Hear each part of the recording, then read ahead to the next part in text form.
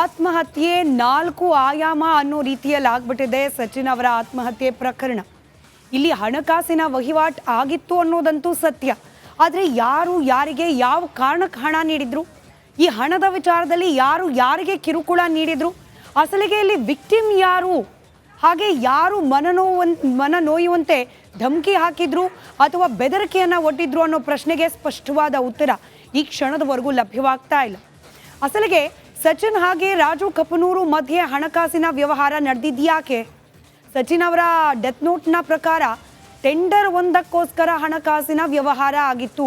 ಪ್ರಿಯಾಂಕ್ ಖರ್ಗೆ ಅವರ ಸಂಪರ್ಕದಲ್ಲಿದ್ದ, ಅವರ ಆಪ್ತ ವಲಯದಲ್ಲಿ ಗುರುತಿಸಿಕೊಂಡಿದ್ದ ರಾಜು ಕಪನೂರ್ ಟೆಂಡರನ್ನು ಸಚಿನ್ ಅವರಿಗೆ ಕೊಡಿಸೋದಾಗಿ ನಂಬಿಸಿ ಅದರಲ್ಲಿ ಒಂದಷ್ಟು ಪರ್ಸೆಂಟೇಜ್ನ ಮಾತುಕತೆಯನ್ನು ನಡೆಸಿ ಹಣವನ್ನು ಪಡೆದಿದ್ರು, ಧಮಕಿ ಹಾಕ್ತಿದ್ರು ನಂತರದಲ್ಲಿ ಅನ್ನೋ ಆರೋಪ ಮಾಡಿದ್ದಾರೆ.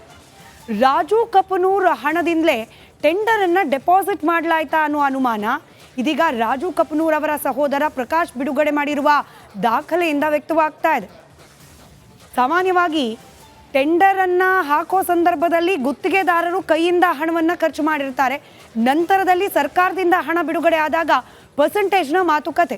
ಆದರೆ ಇಲ್ಲಿ ಯಾರು ಪ್ರಿಯಾಂಕ್ ಖರ್ಗೆ ಅವರಿಂದ ನಾನು ಟೆಂಡರನ್ನು ಕೊಡಿಸ್ತೇನೆ ಅಂತ ಹೇಳಿ ಮಿಡಲ್ ಮ್ಯಾನ್ ಮಧ್ಯವರ್ತಿಯಾಗಿ ಕೆಲಸ ಮಾಡಿದ್ದ ಅನ್ನೋ ಆರೋಪ ಇದೆಯೋ ರಾಜು ಕಪನೂರು, ಆತನೇ ಸಚಿನ್ ಅವರ ಅಕೌಂಟ್ಗೆ ಹಣ ಹಾಕಿದ್ದ ಅನ್ನೋ ಆರೋಪ ಇದೆ.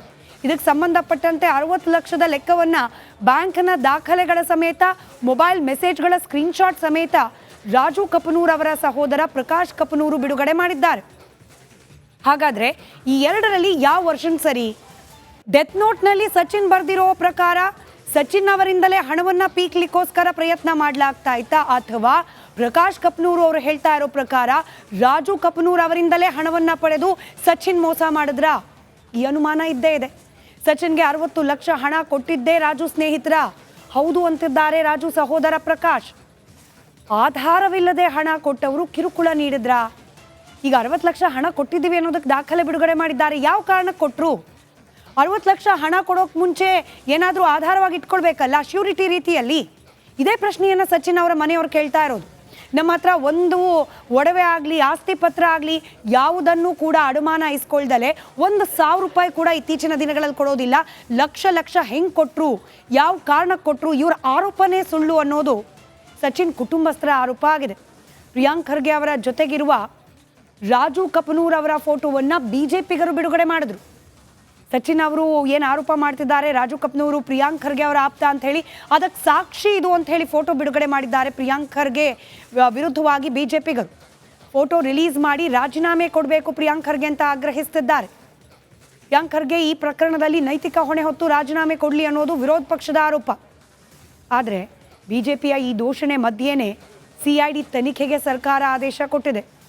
ಸಿಐಡಿ ತನಿಖೆ ನೀಡುವ ಅಗತ್ಯವಿಲ್ಲ ಅಂತ ಹೇಳಿ ಇದನ್ನು CBIಗೆ ನೀಡಬೇಕು ಅಂತ ಹೇಳೇನು ಕುಟುಂಬಸ್ಥರು ಆಗ್ರಹಿಸುತ್ತಿದ್ದಾರೆ. ಈಗ ಆಲ್ರೆಡಿ ತನಿಖಾ ಸಂಸ್ಥೆಗೆ ಜವಾಬ್ದಾರಿ ಕೊಟ್ಟಿರೋದ್ರಿಂದ ಮತ್ತೊಂದು ತನಿಖಾ ಸಂಸ್ಥೆಯನ್ನು ಮಧ್ಯಪ್ರವೇಶ ಮಾಡಿಸುವ ಅಗತ್ಯ ಇಲ್ಲ ಅನ್ನೋದು ಸರ್ಕಾರದ ವಾದ. ಸಾವಿನಲ್ಲೂ ಕೂಡ ಯಥೇಚ್ಛವಾಗಿ ರಾಜಕೀಯ ನಡೀತಾ ಇದೆ ಅಂತ ಹೇಳಿ ಮೇಲ್ನೋಟಕ್ಕಂತೂ ಸಾಬೀತಾಗ್ತಾ ಇದೆ. ಇದರಲ್ಲಿ ಹೆಚ್ಚು ರಾಜಕೀಯ ಮಾಡ್ತಿರೋರು ಯಾರು, ವಿರೋಧ ಪಕ್ಷದವರ ಅಥವಾ ಆಡಳಿತಾರೂಢ ಪಕ್ಷದವರ? ಈ ಪ್ರಶ್ನೆಗೆ ಉತ್ತರ ಇನ್ನೂ ಕೆಲ ದಿನಗಳು ಕಾದು ನೋಡಲೇಬೇಕಾಗಿದೆ. ಒಂದು ಆತ್ಮಹತ್ಯೆ 4 ಆಯಾಮ ಅನ್ನೋ ರೀತಿಯಲ್ಲಿ ಆಗ್ಬಿಟ್ಟಿದೆ ಸಚಿನ್ ಅವರ ಆತ್ಮಹತ್ಯೆ ಪ್ರಕರಣ. ಇಲ್ಲಿ ಹಣಕಾಸಿನ ವಹಿವಾಟು ಆಗಿತ್ತು ಅನ್ನೋದಂತೂ ಸತ್ಯ. ಆದರೆ ಯಾರು ಯಾರಿಗೆ ಯಾವ ಕಾರಣಕ್ಕೆ ಹಣ ನೀಡಿದ್ರು, ಈ ಹಣದ ವಿಚಾರದಲ್ಲಿ ಯಾರು ಯಾರಿಗೆ ಕಿರುಕುಳ ನೀಡಿದ್ರು, ಅಸಲಿಗೆ ಇಲ್ಲಿ ವಿಕ್ಟಿಮ್ ಯಾರು, ಹಾಗೆ ಯಾರು ಮನನೋಯುವಂತೆ ಧಮಕಿ ಹಾಕಿದ್ರು ಅಥವಾ ಬೆದರಿಕೆಯನ್ನು ಒಡ್ಡಿದ್ರು ಅನ್ನೋ ಪ್ರಶ್ನೆಗೆ ಸ್ಪಷ್ಟವಾದ ಉತ್ತರ ಈ ಕ್ಷಣದವರೆಗೂ ಲಭ್ಯವಾಗ್ತಾ ಇಲ್ಲ. ಅಸಲಿಗೆ ಸಚಿನ್ ಹಾಗೆ ರಾಜು ಕಪನೂರು ಮಧ್ಯೆ ಹಣಕಾಸಿನ ವ್ಯವಹಾರ ನಡೆದಿದ್ಯಾಕೆ? ಸಚಿನ್ ಅವರ ಡೆತ್ ನೋಟ್ನ ಪ್ರಕಾರ ಟೆಂಡರ್ ಒಂದಕ್ಕೋಸ್ಕರ ಹಣಕಾಸಿನ ವ್ಯವಹಾರ ಆಗಿತ್ತು. ಪ್ರಿಯಾಂಕ್ ಖರ್ಗೆ ಅವರ ಸಂಪರ್ಕದಲ್ಲಿದ್ದ, ಅವರ ಆಪ್ತ ವಲಯದಲ್ಲಿ ಗುರುತಿಸಿಕೊಂಡಿದ್ದ ರಾಜು ಕಪನೂರ್ ಟೆಂಡರನ್ನು ಸಚಿನ್ ಅವರಿಗೆ ಕೊಡಿಸೋದಾಗಿ ನಂಬಿಸಿ ಅದರಲ್ಲಿ ಒಂದಷ್ಟು ಪರ್ಸೆಂಟೇಜ್ನ ಮಾತುಕತೆಯನ್ನು ನಡೆಸಿ ಹಣವನ್ನು ಪಡೆದಿದ್ರು, ಧಮಕಿ ಹಾಕ್ತಿದ್ರು ನಂತರದಲ್ಲಿ ಅನ್ನೋ ಆರೋಪ ಮಾಡಿದ್ದಾರೆ. ರಾಜು ಕಪನೂರ್ ಹಣದಿಂದಲೇ ಟೆಂಡರನ್ನು ಡೆಪಾಸಿಟ್ ಮಾಡಲಾಯ್ತಾ ಅನ್ನೋ ಅನುಮಾನ ಇದೀಗ ರಾಜು ಕಪನೂರ್ ಅವರ ಸಹೋದರ ಪ್ರಕಾಶ್ ಬಿಡುಗಡೆ ಮಾಡಿರುವ ದಾಖಲೆಯಿಂದ ವ್ಯಕ್ತವಾಗ್ತಾ ಇದೆ. ಸಾಮಾನ್ಯವಾಗಿ ಟೆಂಡರನ್ನು ಹಾಕೋ ಸಂದರ್ಭದಲ್ಲಿ ಗುತ್ತಿಗೆದಾರರು ಕೈಯಿಂದ ಹಣವನ್ನು ಖರ್ಚು ಮಾಡಿರ್ತಾರೆ. ನಂತರದಲ್ಲಿ ಸರ್ಕಾರದಿಂದ ಹಣ ಬಿಡುಗಡೆ ಆದಾಗ ಪರ್ಸೆಂಟೇಜ್ನ ಮಾತುಕತೆ. ಆದರೆ ಇಲ್ಲಿ ಯಾರು ಪ್ರಿಯಾಂಕ್ ಖರ್ಗೆ ಅವರಿಂದ ನಾನು ಟೆಂಡರನ್ನು ಕೊಡಿಸ್ತೇನೆ ಅಂಥೇಳಿ ಮಿಡಲ್ ಮ್ಯಾನ್ ಮಧ್ಯವರ್ತಿಯಾಗಿ ಕೆಲಸ ಮಾಡಿದ್ದ ಅನ್ನೋ ಆರೋಪ ಇದೆಯೋ ರಾಜು ಕಪನೂರು, ಆತನೇ ಸಚಿನ್ ಅವರ ಅಕೌಂಟ್ಗೆ ಹಣ ಹಾಕಿದ್ದ ಅನ್ನೋ ಆರೋಪ ಇದೆ. ಇದಕ್ಕೆ ಸಂಬಂಧಪಟ್ಟಂತೆ 60 ಲಕ್ಷದ ಲೆಕ್ಕವನ್ನು ಬ್ಯಾಂಕ್ನ ದಾಖಲೆಗಳ ಸಮೇತ ಮೊಬೈಲ್ ಮೆಸೇಜ್ಗಳ ಸ್ಕ್ರೀನ್ಶಾಟ್ ಸಮೇತ ರಾಜು ಕಪನೂರ್ ಅವರ ಸಹೋದರ ಪ್ರಕಾಶ್ ಕಪನೂರು ಬಿಡುಗಡೆ ಮಾಡಿದ್ದಾರೆ. ಹಾಗಾದರೆ ಈ ಎರಡರಲ್ಲಿ ಯಾವ ವರ್ಷನ್ ಸರಿ? ಡೆತ್ ನೋಟ್ನಲ್ಲಿ ಸಚಿನ್ ಬರೆದಿರೋ ಪ್ರಕಾರ ಸಚಿನ್ ಅವರಿಂದಲೇ ಹಣವನ್ನು ಪೀಕ್ಲಿಕ್ಕೋಸ್ಕರ ಪ್ರಯತ್ನ ಮಾಡಲಾಗ್ತಾ ಇತ್ತಾ, ಅಥವಾ ಪ್ರಕಾಶ್ ಕಪನೂರ್ ಅವರು ಹೇಳ್ತಾ ಇರೋ ಪ್ರಕಾರ ರಾಜು ಕಪನೂರ್ ಅವರಿಂದಲೇ ಹಣವನ್ನು ಪಡೆದು ಸಚಿನ್ ಮೋಸ ಮಾಡಿದ್ರಾ? ಈ ಅನುಮಾನ ಇದ್ದೇ ಇದೆ. ಸಚಿನ್ಗೆ 60 ಲಕ್ಷ ಹಣ ಕೊಟ್ಟಿದ್ದೇ ರಾಜು ಸ್ನೇಹಿತರ? ಹೌದು ಅಂತಿದ್ದಾರೆ ರಾಜು ಸಹೋದರ ಪ್ರಕಾಶ್. ಆಧಾರವಿಲ್ಲದೆ ಹಣ ಕೊಟ್ಟವರು ಕಿರುಕುಳ ನೀಡಿದ್ರಾ? ಈಗ 60 ಲಕ್ಷ ಹಣ ಕೊಟ್ಟಿದ್ದೀವಿ ಅನ್ನೋದಕ್ಕೆ ದಾಖಲೆ ಬಿಡುಗಡೆ ಮಾಡಿದ್ದಾರೆ. ಯಾವ ಕಾರಣಕ್ಕೆ ಕೊಟ್ಟರು? 60 ಲಕ್ಷ ಹಣ ಕೊಡೋಕೆ ಮುಂಚೆ ಏನಾದರೂ ಆಧಾರವಾಗಿ ಇಟ್ಕೊಳ್ಬೇಕಲ್ಲ, ಶ್ಯೂರಿಟಿ ರೀತಿಯಲ್ಲಿ. ಇದೇ ಪ್ರಶ್ನೆಯನ್ನು ಸಚಿನ್ ಅವರ ಮನೆಯವರು ಕೇಳ್ತಾ ಇರೋದು. ನಮ್ಮ ಹತ್ರ ಒಂದು ಒಡವೆ ಆಗಲಿ ಆಸ್ತಿ ಪತ್ರ ಆಗಲಿ ಯಾವುದನ್ನು ಕೂಡ ಅಡಮಾನ ಇಸ್ಕೊಳ್ದಲೆ 1,000 ರೂಪಾಯಿ ಕೂಡ ಇತ್ತೀಚಿನ ದಿನಗಳಲ್ಲಿ ಕೊಡೋದಿಲ್ಲ.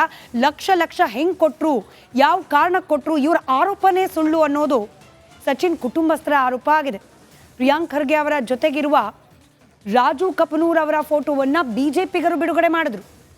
ಸಚಿನ್ ಅವರು ಏನು ಆರೋಪ ಮಾಡ್ತಿದ್ದಾರೆ, ರಾಜು ಕಪನೂರು ಪ್ರಿಯಾಂಕ್ ಖರ್ಗೆ ಅವರ ಆಪ್ತ ಅಂತ ಹೇಳಿ, ಅದಕ್ಕೆ ಸಾಕ್ಷಿ ಇದು ಅಂತ ಹೇಳಿ ಫೋಟೋ ಬಿಡುಗಡೆ ಮಾಡಿದ್ದಾರೆ ಪ್ರಿಯಾಂಕ್ ಖರ್ಗೆ ವಿರುದ್ಧವಾಗಿ ಬಿಜೆಪಿಗರು. ಫೋಟೋ ರಿಲೀಸ್ ಮಾಡಿ ರಾಜೀನಾಮೆ ಕೊಡಬೇಕು ಪ್ರಿಯಾಂಕ್ ಖರ್ಗೆ ಅಂತ ಆಗ್ರಹಿಸುತ್ತಿದ್ದಾರೆ. ಪ್ರಿಯಾಂಕ್ ಖರ್ಗೆ ಈ ಪ್ರಕರಣದಲ್ಲಿ ನೈತಿಕ ಹೊಣೆ ಹೊತ್ತು ರಾಜೀನಾಮೆ ಕೊಡಲಿ ಅನ್ನೋದು ವಿರೋಧ ಪಕ್ಷದ ಆರೋಪ. ಆದರೆ ಬಿಜೆಪಿಯ ಈ ದೂಷಣೆ ಮಧ್ಯೆನೇ ಸಿಐಡಿ ತನಿಖೆಗೆ ಸರ್ಕಾರ ಆದೇಶ ಕೊಟ್ಟಿದೆ. ಸಿಐಡಿ ತನಿಖೆ ನೀಡುವ ಅಗತ್ಯವಿಲ್ಲ ಅಂತ ಹೇಳಿ ಇದನ್ನು CBIಗೆ ನೀಡಬೇಕು ಅಂತ ಹೇಳೇನು ಕುಟುಂಬಸ್ಥರು ಆಗ್ರಹಿಸ್ತಿದ್ದಾರೆ. ಈಗ ಆಲ್ರೆಡಿ ತನಿಖಾ ಸಂಸ್ಥೆಗೆ ಜವಾಬ್ದಾರಿ ಕೊಟ್ಟಿರೋದ್ರಿಂದ ಮತ್ತೊಂದು ತನಿಖಾ ಸಂಸ್ಥೆಯನ್ನು ಮಧ್ಯಪ್ರವೇಶ ಮಾಡಿಸುವ ಅಗತ್ಯ ಇಲ್ಲ ಅನ್ನೋದು ಸರ್ಕಾರದ ವಾದ. ಸಾವಿನಲ್ಲೂ ಕೂಡ ಯಥೇಚ್ಛವಾಗಿ ರಾಜಕೀಯ ನಡೀತಾ ಇದೆ ಅಂತ ಹೇಳಿ ಮೇಲ್ನೋಟಕ್ಕಂತೂ ಸಾಬೀತಾಗ್ತಾ ಇದೆ.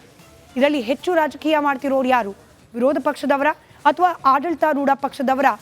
ಈ ಪ್ರಶ್ನೆಗೆ ಉತ್ತರ ಇನ್ನೂ ಕೆಲ ದಿನಗಳು ಕಾದು ನೋಡಲೇಬೇಕಾಗಿದೆ. ಅಂದರೆ ಅದಾದ ಬಳಿಕವೂ ಸಾಕಷ್ಟು ವೇದಿಕೆಗಳಲ್ಲಿ ಅಲ್ಲು ಅರ್ಜುನ್ ಮತ್ತು ಅಲ್ಲು ಅರವಿಂದ್ ಸೇರಿದಂತೆ ಪವನ್ ಕಲ್ಯಾಣ್ ಕುಟುಂಬ ಒಟ್ಟೊಟ್ಟಿಗೆ ಕಾಣಿಸ್ಕೊಂಡಿದ್ದನ್ನು ನೋಡಿದ್ದೀವಿ. ಆದರೆ ಈಗ ಪವನ್ ಕಲ್ಯಾಣ್ ಕೊಟ್ಟಿರ್ತಕ್ಕಂಥ ಹೇಳಿಕೆ, ಅದು ಈ ಪರಿಸ್ಥಿತಿಯಲ್ಲಿ ಕೊಟ್ಟಿರ್ತಕ್ಕಂಥ ಹೇಳಿಕೆ ಏನು ಇಷ್ಟು ದಿನ ತೆಲಂಗಾಣದಲ್ಲಿ ಒಂದು ತೆಲಂಗಾಣ ಸರ್ಕಾರ ಮತ್ತು ಅಲ್ಲು ಅರ್ಜುನ್ ಅಂತಿತ್ತು, ಅದು ಈಗ ಎಲ್ಲೋ ಒಂದು ಕಡೆ ಅವರ ಕುಟುಂಬದಲ್ಲೂ ಸಹ ಒಂದು ಬಿರುಗಾಳಿಯನ್ನು ಅಥವಾ ಹೊಸ ಚರ್ಚೆಗೆ ಕಾರಣ ಆಗಿರುವಂಥದ್ದು. ಸ್ಮಿತಾ, ರೈಟ್, ಧನ್ಯವಾದ ನಾಗರಾಜ್ ಮಾಹಿತಿಗಾಗಿ.